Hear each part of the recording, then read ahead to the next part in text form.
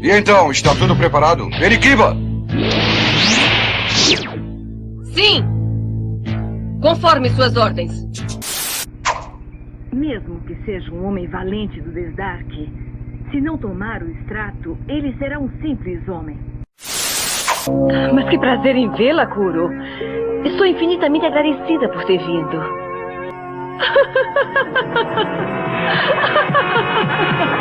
Vou fazer a introdução e vamos que vamos. Olha aí. Seja o que Deus quiser, nos segure agora.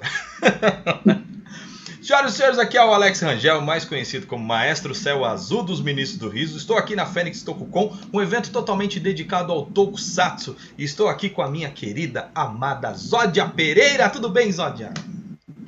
Tudo bem, Alex. Um prazer imenso estar aqui com você. Olha, dessa vez eu não estou de azul, nem de narizinho, e você está me homenageando. Pois é. Me homenageando.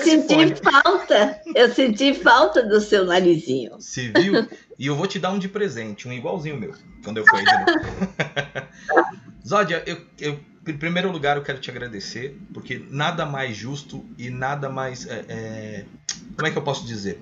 Eu tinha que te ter nesse evento. O ano passado eu tentei, mas você estava na correria da do Brasil e não deu. Mas falando de Tokusatsu, eu tenho que falar de você, eu tenho que falar do Baroli, eu tenho que falar da Cecília, eu tenho que falar do Takeshi, porque vocês foram...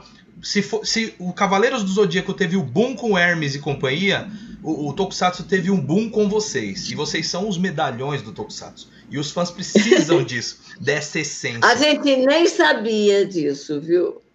É verdade, né? Então isso que é bom, a internet nos trouxe essa oportunidade de mostrar para todo mundo o que o Tokusatsu significa. E a nossa primeira causa no evento não seria diferente, como você já me conhece, e tem tudo a ver com a do Brasil. A nossa causa primária é estar ajudando uma casa de apoio de Ermelino Matarazzo, se chama Casa de Apoio Vida Divina.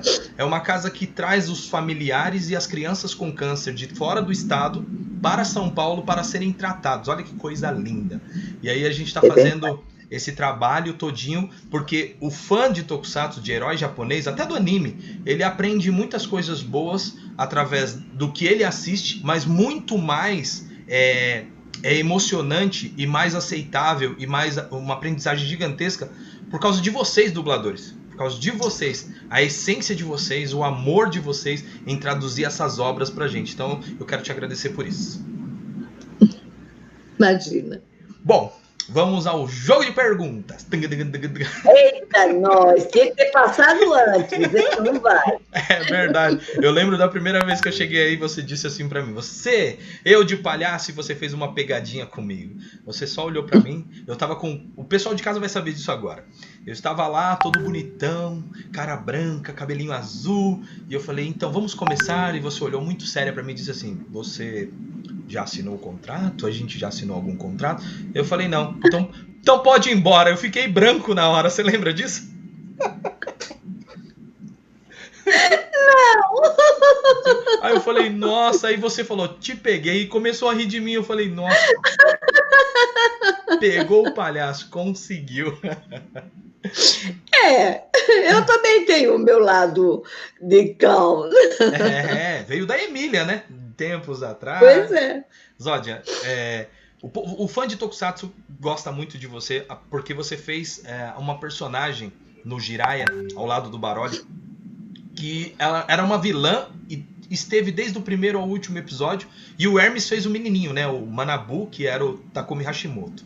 Inclusive eu consegui até um agradecimento do Takumi, que eu vou colocar aqui na sua entrevista, para ele assistir. Ele agradecendo, ele falou: quero agradecer ao senhor Hermes Baroli por ter me dublado no Brasil. Olha que coisa bonita. E em breve eu espero conseguir outros atores falando de vocês. Ele fazia o Manabu? Isso? Fazia o Manabu, o menininho, irmão do Jiraiya. Era aquele menininho? Que bonitinho. Eu queria saber de você, como é que foi naquela época? Foi o primeiro Tokusatsu que você dublou? Foi o Jiraiya? Olha, querido, eu não tenho muita lembrança, porque a gente fazia muita coisa. Eu acho que foi o Jiraiya o primeiro, mas eu não tenho muita certeza disso. Primeiro porque a gente só foi saber que Tokusatsu era alguma coisa importante muitos anos depois, né? A gente apenas dublava. Chegou o material, a gente ia para o estúdio, era escalado e dublava. Eu sempre gostei muito do que eu fazia, então não importava se era tokusatsu, se era uma novela, se era um longa, eu gostava de dublar. Então, e a Beniquiba era uma delícia, né? A risada é a tua total, né? Claro, foi eu que fiz. É muito gostoso ver isso. A Remete, você lembra? Ai, que maravilha. E ela era muito bonita, né? Sim. Uma japonesa linda, né? Incrível. Aí depois do Jiraiya, veio o Machine Man. A gente perdeu agora o ator do Machine Man, infelizmente. Né? Não vou deixar de ressaltar as pessoas que a gente perdeu. Nossa querida Nair Silva, né? Também que fez parte. Que era quem nos dirigia nessa época, né? Era ela. Ela era diretora da maioria dos tokusatsu. Que maravilha. E Zódia, em qual dubladora você começou? Olha, a minha primeira dublagem... eu entrei primeiro na IC, mas eu não gostei de dublar, não. Não gostei daquele negócio. Aí eu fui embora. Não queria mais saber daquele negócio. Aquele negócio... Eu tenho um narizinho muito chato, todo mundo suando, bebendo, fumando. Não gostei. Não gostei e fui embora. Aí fui para fazer meu teatro, minha televisão, né? Aí a TV Tupi fechou, o teatro, eu não queria ir para o Rio de Janeiro, que televisão só tinha no Rio, o teatro garantia uma coisa ou outra, e aí... Foi quando o Saido que me chamou e eu fui dublar na Odil, na Odil Brasil. E meu primeiro trabalho lá, na AIC, eu não me lembro o que foi que eu fiz, não. Mas na Odil foi oh, meu Deus do céu, aquela série deliciosa da Lucy.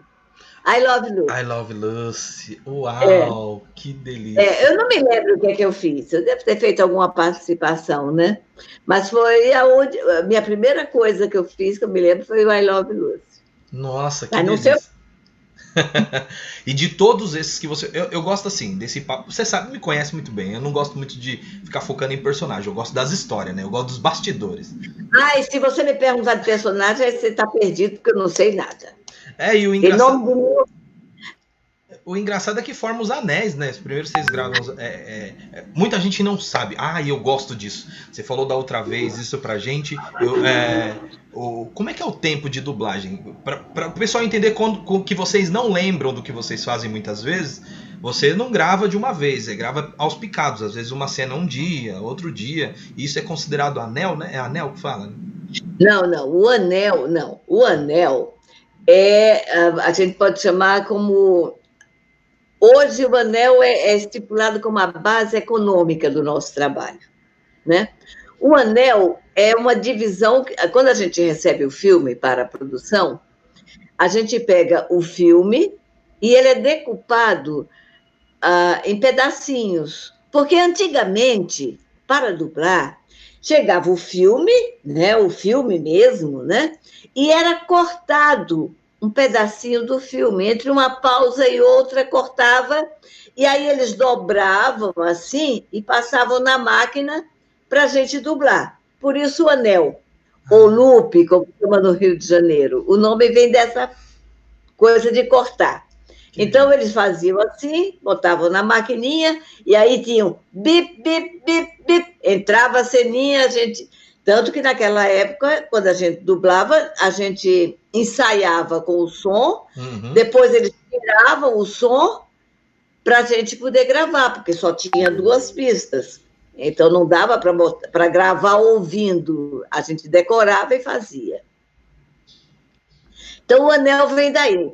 Naquele tempo não tinha uma medida exata, era entre onde tivesse uma pausa que pudesse cortar para não dobrar o som, eles faziam os cortezinhos no filme. Depois, aos poucos, foi se cortando isso no máximo em 20 segundos. Então, hoje se corta, entre aspas, né, o texto, né, em cima Assim, tendo uma ideia de, no máximo, o anel não pode ter mais do que 20 segundos, ele pode ter menos. Eu posso fazer um anel de 2 segundos, Entendi. mas porque hoje ele é uma medida econômica. A gente estipulou isso para poder pagar os atores. Então, eu ganho, a cada 20 anéis que eu dublo, eu ganho 1 hora de produção. Ah, bacana. Por isso se divide por anel. Interessante. Mas isso provavelmente vai deixar de existir também, porque à medida que as mídias vão se transformando, é muito complicado você dividir por anel. Lá fora, ninguém nem sabe o que é isso. Isso é uma linguagem bem brasileira.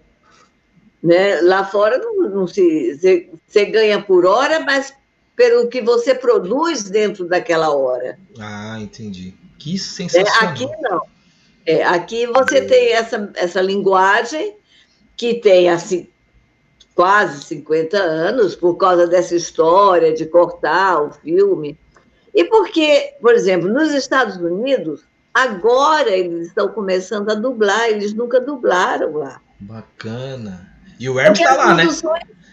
O Hermes está ensinando os gringos a dublar. Olha que legal. Que maravilha, que orgulho. Ele está dando curso de dublagem para americano. Nossa, que sensação Eu maravilhosa. acho isso maravilhoso, porque eles estão agora descobrindo o que é dublar. E eles estão se apaixonando por isso, porque realmente é fascinante, né? Zódia, como começou a empresa, né? Primeiro tinha a Zódia, que era dubladora, que estava lá dirigindo, às vezes num estúdio ou outro. Como surgiu a do Brasil? A do Brasil surge um pouquinho antes da do Brasil, né? O Hermes estava dirigindo na Lip Sync, E aí surgiu a oportunidade, um dos sócios, né, acho que era o Camarão, ia sair e ofereceu a parte dele para o Hermes. Aí o Hermes disse, mãe, o que você acha? Eu digo, ai, filho, isso é uma encrenca, não quero. Não gosto papo de mãe, né? Empresário. Não gosto de ser empresário, eu gosto de ser artista.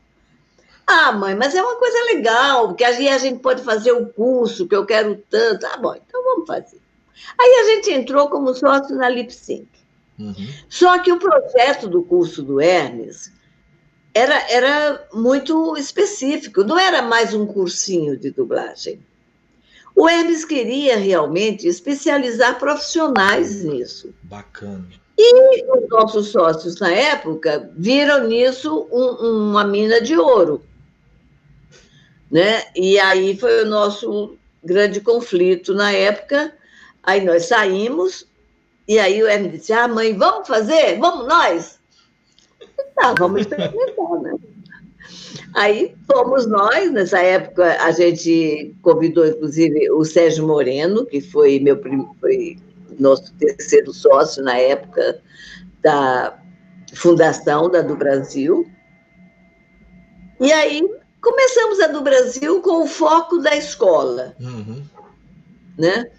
O Sérgio tinha contatos em dublagem, mas o nosso foco sempre foi a escola. Como o Sérgio começou a trazer material de dublagem, nós começamos fazendo tudo junto. A escola, mas nós abrimos a do Brasil com o curso de dublagem para atores. Nossa. Nós nunca demos aula de dublagem, a não ser quando fizemos oficinas fora, qualquer coisa assim, mas que não fosse para ator profissional. Porque qual era o foco? Para dublar, você precisa ser ator profissional. Sim. Ator profissional significa a pessoa que tem um registro de ator no Ministério do Trabalho, vulgarmente conhecido como DRT, né? Por que DRT? Porque a gente tirava esse registro na Delegacia Regional do Trabalho, que era chamada de DRT. Mas ninguém tem uma delegacia regional do trabalho na Bolsa. Né? Uhum. Então, o que nós temos é o registro no Ministério do Trabalho. Exatamente. Ok? Então, todo ator profissional tem esse registro. Qualquer ator profissional pode dublar. Porque a lei de regulamentação da profissão exige que, para fazer isso, tem que ser ator profissional. Agora, como é uma técnica específica, era tradição que, para você aprender a dublar, você levava 5, 7 anos dentro do estúdio até aprender a dublar. Porque você ficava assistindo os outros, aprendia com os erros dos outros, imitava os outros. Por isso, tem uma época que você, às vezes, até confunde vozes, né? Porque a gente fazia imitando um ao outro. Ah, sim. Né? A ideia do curso é exatamente deixar que você se liberte, que você permita que o seu talento apareça. Porque o objetivo do profissional em dublagem não é imitar o que está na tela, nem imitar quem fez antes. Né? É fazer o que o ator está na tela está fazendo. Não é uma imitação. É um fazer aquilo que já está feito. É diferente. Por isso eu tenho que ser ator, eu tenho que ter competência como atriz, eu tenho que ter versatilidade, e aí eu tenho que conhecer a técnica, porque eu não vou criar nada, já está criado. Esse é um grande desafio para o nosso ego como ator, né? Porque, a princípio, eu quero criar. Eu sou a bambambam, eu sou a melhor, né? Mas esse é um detalhe importante. O profissional em dublagem não pode fazer nem melhor, nem pior do que o que está na tela. Eu não estou ali para melhorar o trabalho de ninguém, nem para piorar. A minha obrigação como atriz é fazer o que está feito na tela. Esse é um grande desafio. Caraca, que coisa linda. Que coisa linda. Coisa linda ouvir isso, porque tanta gente que quer, a não ser que tenha, né, acho que eu posso estar errado no que eu tô falando, mas a não ser quando você pega já vem da tradução, um japonês que fala gigantesco, você tem que colocar uma palavrinha a mais ou a menos, né? Não, aí é outra coisa. Uhum. Você vai adaptar. Quer dizer, primeiro você tem que ter um bom tradutor, né? E geralmente os bons tradutores também são profissionais de dublagem. Aí é maravilha. Porque quando eles vão traduzindo, eles já vão adaptando o lip sync, né? Então, eles já vão adaptando a palavra ao movimento labial.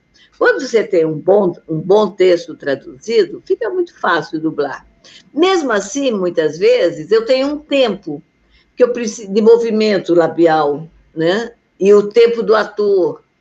Então, às vezes, você precisa adaptar uma palavra ou outra. Mas adaptar a palavra não é criar histórias. Exato. Eu não posso fazer uma piada dentro de um texto que não cabe esta piada. Eu não posso fazer uma piada ou fazer uma gracinha, uma adaptação. O cara está na Itália e eu digo que o cara está no Guarujá. Né? Eu não posso fazer isso. Verdade. Eu tenho que respeitar o original. A gente de teatro, a gente é assim, né? Quem é de teatro mesmo, realmente é assim. Né? Respeita. Né? Sempre, né? Eu me lembro, até hoje eu tenho um trauma de uma peça, eu fui assistir Escola de Mulheres, de Mulher uma vez, com um grupo de teatro, e tinha cheio de caco. Eu fui perguntar para o cara, mas por quê? Como você põe caco em mulher? Se é para ficar mais engraçado. Quer dizer, se você não tem capacidade de compreender o humor de mulher, não faz mulher. Faz outra coisa. Sabe que uma vez... Mas isso é um pouco de vaidade, né? Sim. Uma vez eu assisti uma peça de teatro, eu também tenho esse pensamento. E, não sei, eu sou muito antigo, eu gosto de os 3 toques, eu gosto daquela cortininha fechada, que vai abrir aquela emoção que só o teatro tem, o clássico, né? Porque muita Eu gente, também gosto. muita gente aí quis fazer uma alteração e eu tô lá na peça, acabei de entrar na peça, a cortina aberta, os atores no palco e uma musiquinha de fundo. Eu falei, ué, eles estão ensaiando ainda? Poxa, vou esperar, né? Daqui a pouco a menina mandou o texto, o rapaz mandou o texto, aí eu olhei pra cortina e a cortina aberta. E eu não ouvi os 3 toques e a peça começou. Eu falei, O Fagundes faz muito isso. eu falei, O Fagundes rapaz, gosta. como Eu pode? acho interessante essa ideia, mas eu gosto da quarta parede. Eu acho a quarta parede importante. Sim. Mas é interessante essa ideia. O Fagundes tem essa, desde que ele montou a companhia dele, ele acho que foi a primeira pessoa que quebrou essa história. Quando abria para o público, ele estava em cena. Eita. Ele estava lá sempre. Dava o terceiro sinal, ele dava a primeira fala do texto e as portas eram fechadas. Ele não permitia que o público entrasse depois de início da peça, de jeito nenhum. Se tivesse só uma pessoa na plateia, ele fazia o espetáculo só para aquela pessoa. Ai, que maravilha. E ainda assim ele deixava os 3 toques, mas esse daí não colocou nem os 3 toques. E o que era interessante é que isso, de certa forma, inibia a plateia, né? Uhum. A plateia terminava entrando e se silenciando, É verdade. né? Com aquela coisa de respeito ao teatro. Eu sou de uma geração que, quando a gente entrava no teatro, a gente baixava a voz. A gente só levantava a voz no palco. O teatro era uma espécie de igreja, de templo, né? Então, quando a gente entrava ali, a gente já começava falando baixinho, assim. Subia no palco, aí aparecia o ator, né? E o Fagundes é dessa geração, né? Muitos comediantes usaram a quebra da quarta parede exatamente para silenciar o povo que já faz bagunça no meio do público, né? Às vezes o cara tá lá... Isso é coisa nova, né? Porque no meu tempo isso não acontecia, não, né? Tem gente... Eu fiz teatro... Olha, eu fiz uma peça chamada Julgamento e Novo Sol, que era uma peça escrita por Nelson Xavier.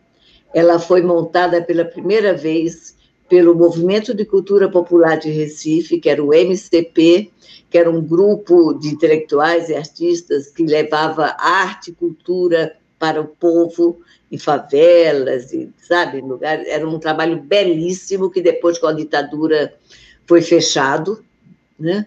E essa peça nós montamos, era uma peça belíssima do Nelson Xavier, que contava a história de um camponês, a sua relação dos camponeses com os coronéis, né? Os latifundiários. E quando nós montamos essa peça, na estreia desse espetáculo, o MCP convidou um grupo das Ligas Camponesas.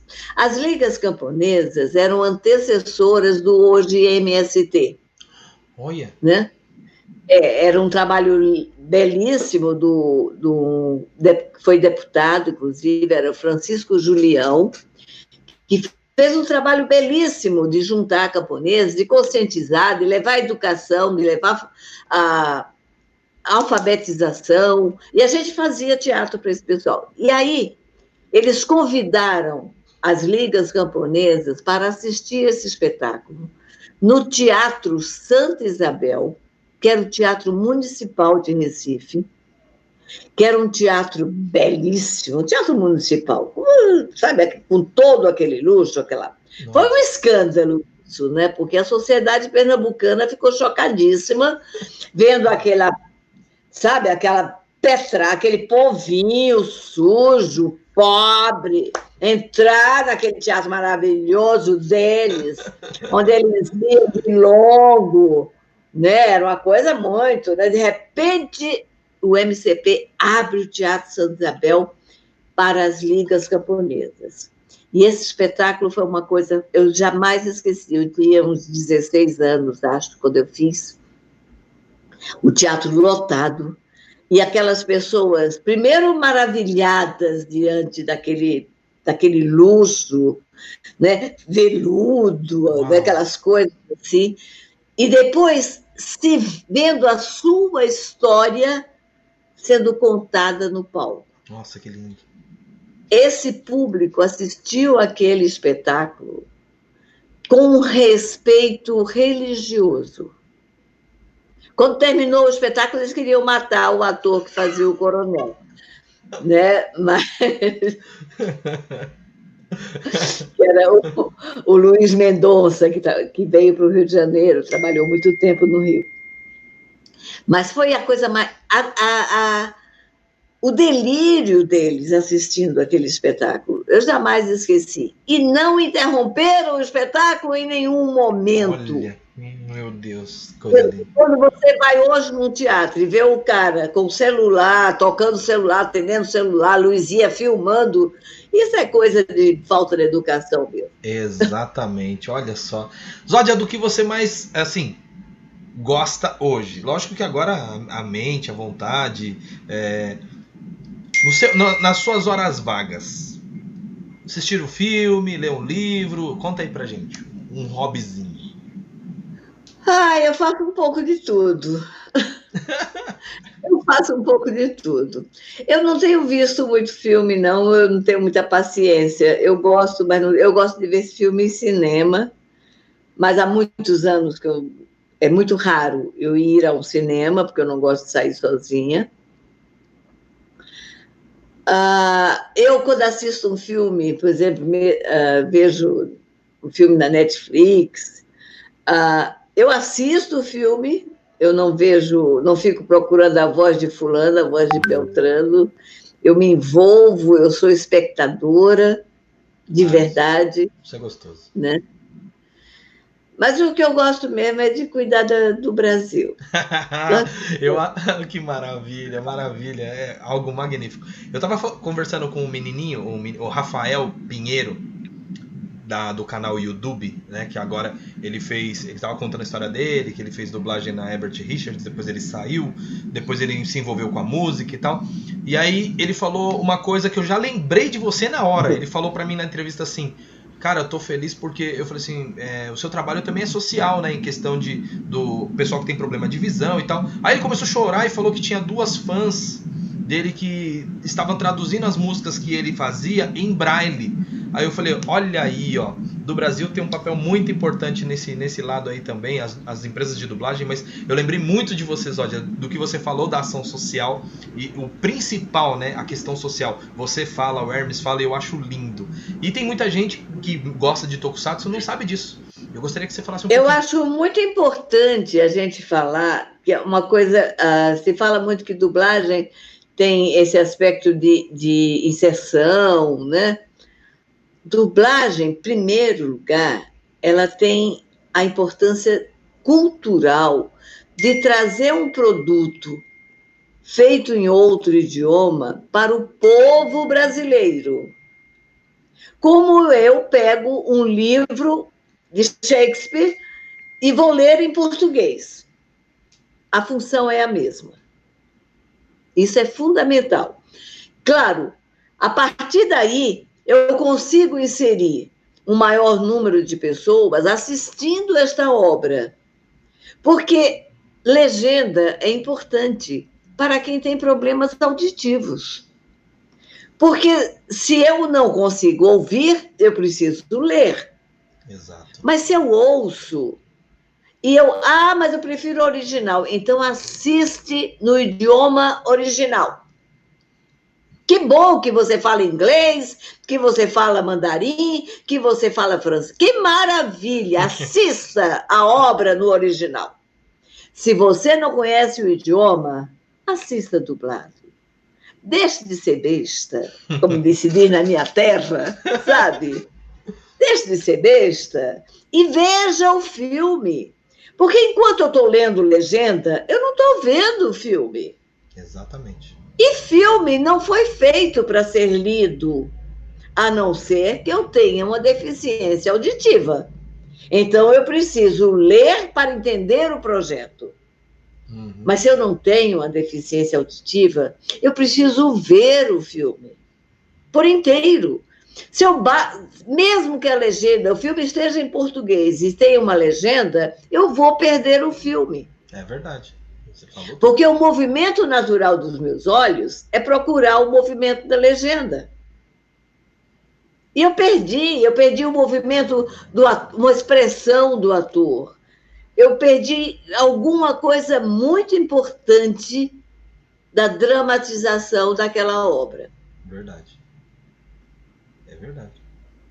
E é lindo, né? Eu hoje, depois da do Brasil, antes até um pouquinho da do Brasil já, eu já conseguia identificar as vozes, né? Automático. Não porque eu estava caçando no filme. Porque hoje você assiste o filme e você fala, olha, a Zódia, olha, sabe? Olha, assiste. Não, Olha, o grande trabalho, o melhor trabalho que um profissional em dublagem pode fazer é não ser reconhecido. É claro que isso é um desafio, porque as nossas vozes, ela tem uma marca, eu tenho uma digital na minha voz.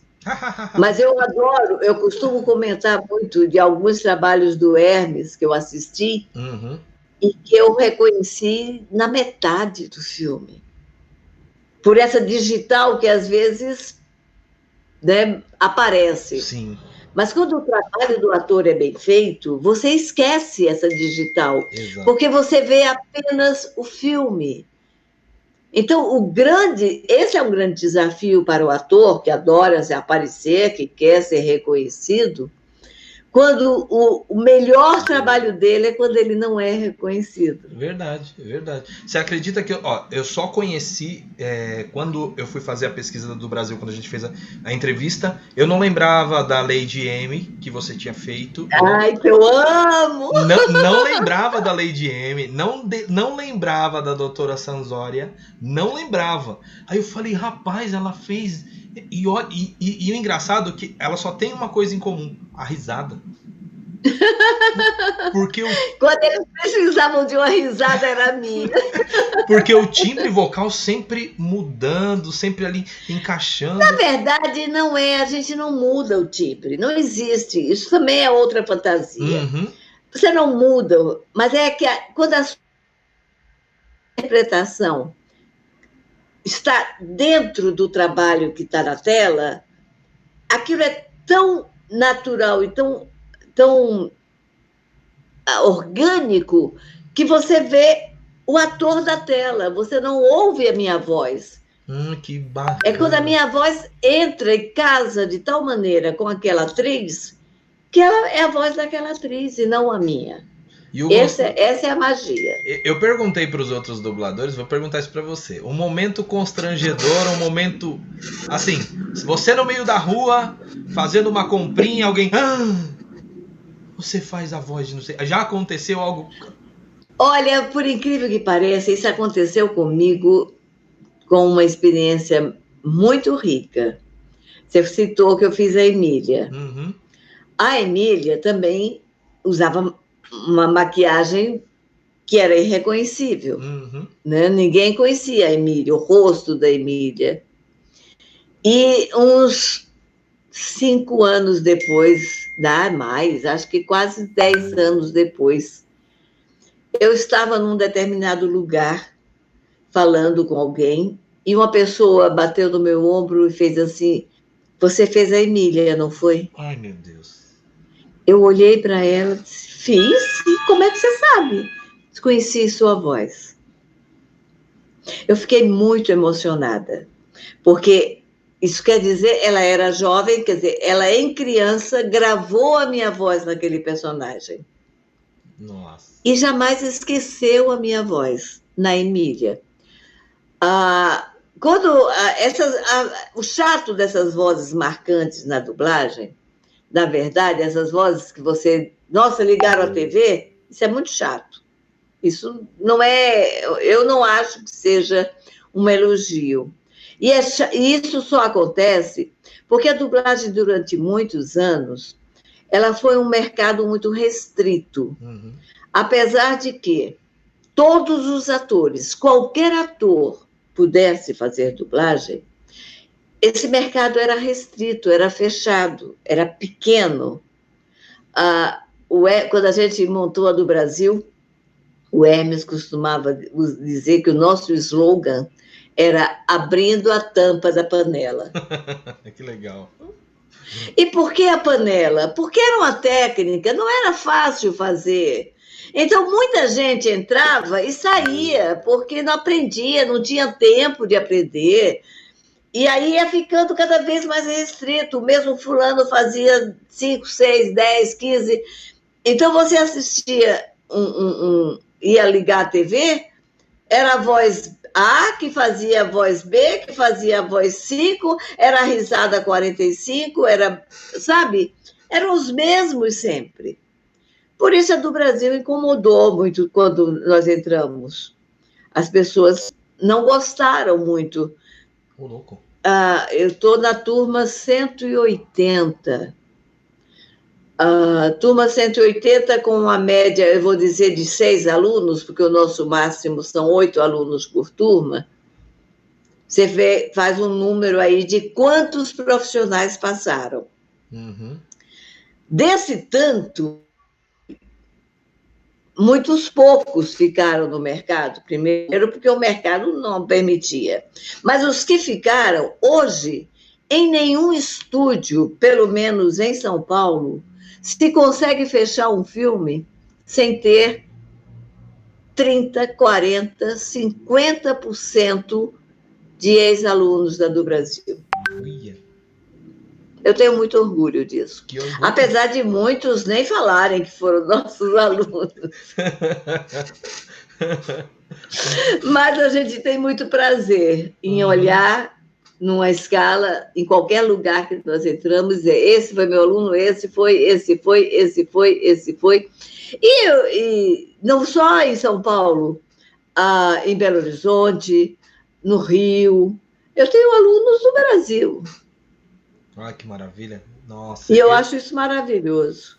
E sabe eu tenho muito orgulho. Eu me senti muito feliz. Eu falei isso para você uma vez e gosto de falar isso para o pessoal entender. Quando eu entrei em contato com o Bruno para poder me aproximar do Brasil, o meu intuito principal era só mostrar para o pessoal como era uma empresa de dublagem, como que funcionava. Meu pensamento assim, olha o pensamento pequeno, uns 5 minutos, 10 minutos que eu tiver lá já tá ótimo. Aí o Bruno falou, Alex, você pode me entrevistar, você pode entrevistar o Fábio, você pode entrevistar o Jonas, a Zódia também quer. Eu falei, como? A Zódia também.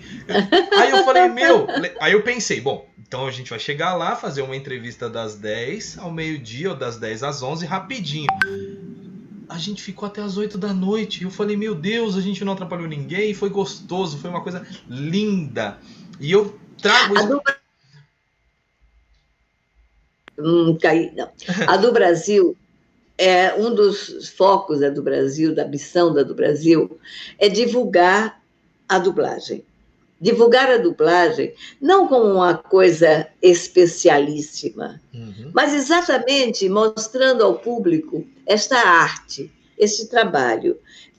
Nós sempre abrimos as portas para TCCs, há mais de 15 anos que se faz TCC de dublagem e a maioria a do Brasil está lá.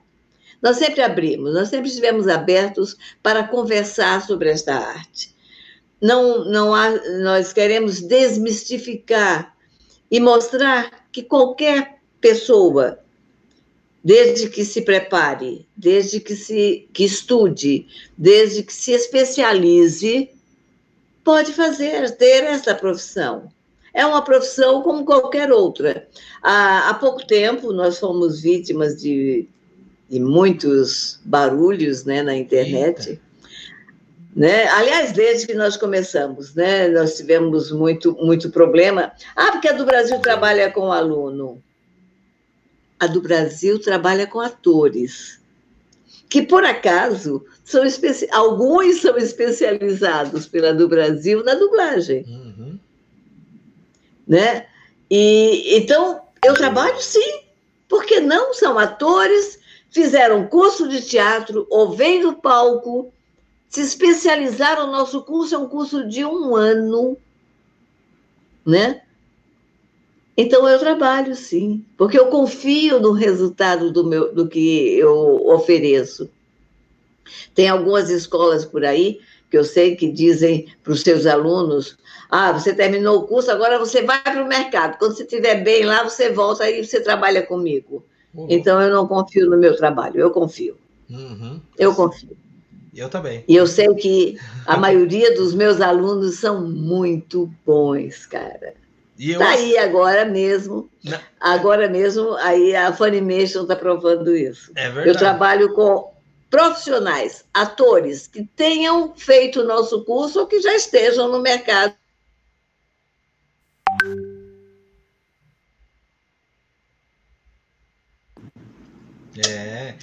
E sabe, uma das coisas que eu acho maravilhosas, assim, é que vocês também são pioneiros em algo que foi a ideia do Hermes, né? Colocar o Quero Ser Dublador, né? O reality show.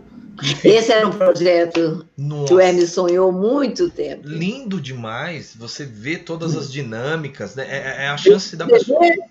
Pois é, o Bruno Casimiro, que foi o campeão do primeiro Quero Ser Dublador, está aí na Funimation agora, fazendo um personagem brilhante. Nossa, lindo. Fora também que o seu quadro, né? Pelo amor de Deus, né? Quer saber realmente uma vida de um dublador, de um amigo ator que trabalhou contigo, é só assistir o seu quadro, que é a coisa mais linda. Inclusive, Zódia, faz a sua propaganda aí, que tem gente que não sabe. Você sabe que eu não tenho feito. Eu parei o Entre Amigos... Deve ter uns 2 anos, que eu, por vários motivos, por falta de espaço, né, no Brasil, né, porque a gente queria fazer uma produção, né? Agora pode ser que a gente volte, porque agora com essa coisa de fazer assim, como nós estamos fazendo, né? Mas a gente tinha cenário, a gente montou mesmo uma coisa, né? E eu gosto muito daquele quadro. Tem algumas entrevistas ali que são realmente maravilhosas. E qual era o objetivo daquele quadro? Mostrar este ator que existe atrás de cada voz. Exato. Porque a internet, quando os fãs de dublagem criaram uma fantasia sobre as nossas vozes. E eu queria mostrar que atrás daquela voz tinha um ser humano, um ator que um dia sonhou alguma coisa e que ali está como profissional. Nós temos um Walter Breda, nossa, que começou comigo, nós tínhamos 16 anos em Recife, que fez trabalhos de ator maravilhosos no palco, no teatro, na televisão. Então, ele não é apenas uma voz. Exato. Ele é a voz de um grande ator. Não, isso que eu quero. E o seu quadro, ele enche de emoção porque tem muitos momentos emocionantes, as lembranças que vocês têm, o papo vai, mas vai tão gostoso. Nossa, é muito bom. Muito bom. No começo eu não tinha muita experiência nessa coisa da internet, né? E aí o pessoal da produção dizia, não, tem que ser curtinho, tem que ser pequeno. Eu tenho uma pena que eu perdi algumas entrevistas maravilhosas, que eu poderia ter ido fundo. Com algumas pessoas. Eu já penso igual você, eu gosto de estender mesmo, porque quando o fã que é fã mesmo, ele vai assistir tudo e nem vai sentir. Pois é, mas eu não sabia que era possível quando nós começamos. O pessoal que fazia a produção tinha uma visão, não, tem que ser rapidinho, tem que ser curtinho. Uma entrevista que eu lamento profundamente, foi com a Anaí, que foi uma entrevista maravilhosa, e que aí o pessoal fazia assim, corta, está muito longo, e aí a gente interrompeu, e eu esperava voltar a fazer, e depois não consegui fazer de novo. Nossa. Zódia, eu quero te agradecer mais uma vez. Falei muito, não foi? Nada, foi maravilhoso. Se eu pudesse, eu ficava o dia inteiro falando contigo. Mas eu sei que é correria para todo mundo, você tem que também descansar, trabalhos, coisas de empresa, empresário é assim, né?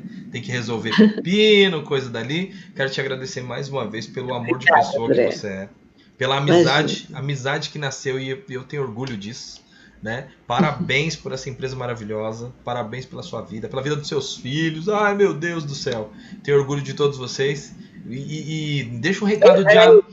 Você não conhece meus filhos, você conhece um filho. Exatamente, mas pelas fotos a gente vê os parabéns. O outro não conhece.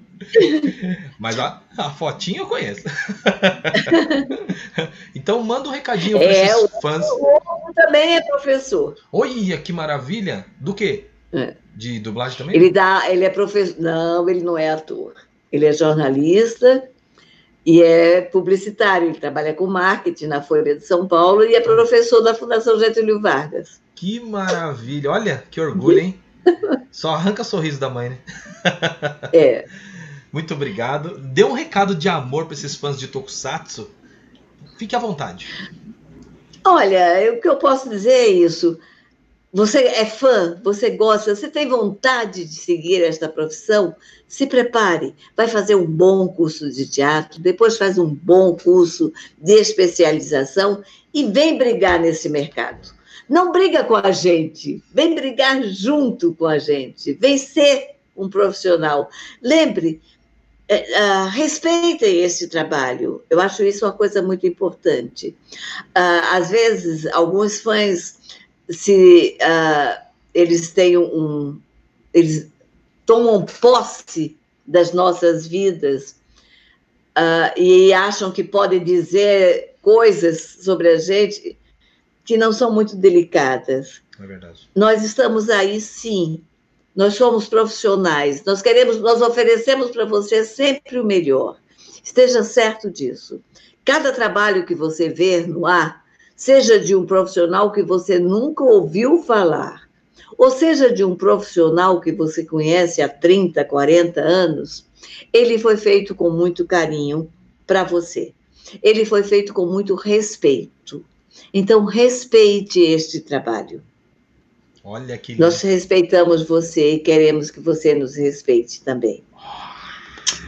Obrigada. E uma coisa maravilhosa, no próximo evento que tiver, esperamos que possamos nos abraçar. Aí, nesse evento, a gente vai se divertir bastante, hein? Se Deus quiser, estaremos juntos. Mas, por enquanto, use máscara, tome cuidado, não saia por aí se aglomerando, evite, cuide de você e cuide de quem você ama. Maravilha! Tá, Ministros do Riso, Félix tchau, Cococó querido. e Sódia Pereira. Muito obrigada. Foi...